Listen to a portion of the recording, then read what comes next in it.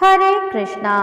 युधिष्ठिर ने पूछा, जनार्दन, वैशाख मास के शुक्ल पक्ष में किस नाम की एकादशी आती है? उसका क्या फल होता है? उसके लिए कौन सी विधि होती है? तब भगवान श्री कृष्ण बोले, धर्मराज, पूर्व काल में श्री रामचंद्र जी ने भी महर्षि वशिष्ठ से यही बात पूछी थी जिसे आज तुम मुझसे पूछ रहे हो। श्री राम ने कहा, भगवान, जो समस्त पापों का नाश करने वाला, समस्त दुखों का निवारण करने वाला हो, ऐसे व्रत, उत्तम व्रत की बात मुझसे कहिए। मैंने सीता जी के वियोग में बहुत दुख भोगे हैं। महर्षि वशिष्ठ बोले, हे राम, आपने बहुत सुंदर प्रश्न किया है। आपकी बुद्धि अत्यंत ही शुद्ध तथा पवित्र है। यद्यपि आपका नाम स्मरण करने से मनुष्य पवित्र और शुद्ध हो जाता है, तब भी लोकहित में यह प्रश्न अच्छा है। वैशाख मास में जो एकादशी आती है उसका नाम मोहिनी एकादशी है। उसका व्रत करने से मनुष्य सब पापों तथा दुखों से छुटकर मोह जाल से मुक्त हो जाता है। मैं इसकी कथा कहता हूँ, सो ध्यान पूर्वक सुनो। सरस्वती नदी के तट पर भद्रावती नाम की एक नगरी में ध्रुति नामक एक चंद्रवंशी राजा राज्य करता था। वहाँ धन्य धान से संपन्न व पुण्यवान धनपाल नामक वैश्य भी रहता था। वह अत्यंत ही धर्मालु तथा विष्णु भक्त था। उसने नगर में अनेक भोजनालय, प्याऊ, कुएं, सरोवर, धर्मशाला आदि बनवाए थे। सड़कों पर आम, जामुन, नीम आदि के अनेक वृक्ष भी लगवाए थे।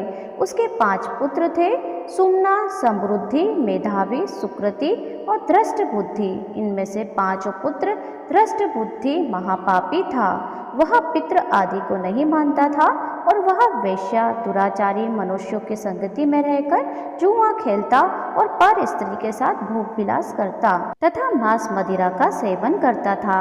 इसी प्रकार अनेक कुकर्मों से वह पिता के धन को नष्ट करता रहता था। इन्हीं कारणों से त्रस्त होकर पिता ने उसे घर से निकाल दिया था। घर से बाहर निकलने के बाद वह अपने गहने एवं कपड़े बेचकर उनका निर्वाह करने लगा। जब वह सब कुछ नष्ट हो गया तो वेश्या और दुराचारी साथियों ने उसका साथ छोड़ दिया। अब वह भूख प्यास से अति दुखी रहने लगा। कोई सहारा न देख चोरी करना सीख गया। एक बार वह पकड़ा गया तो वेश्या का पुत्र जानकर चेतावनी देकर छोड़ दिया गया, मगर दूसरी बार फिर पकड़ में आ गया। राजाज्ञा ने इस बार उसे कारागार में डाल दिया गया। कारागार में उसे अत्यंत ही दुख दिए गए।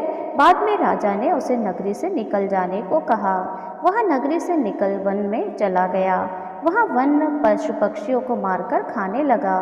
कुछ समय पश्चात वह भयलिया बन गया और धनुष बाण लेकर पशु पक्षियों को मार मार कर खाने लगा।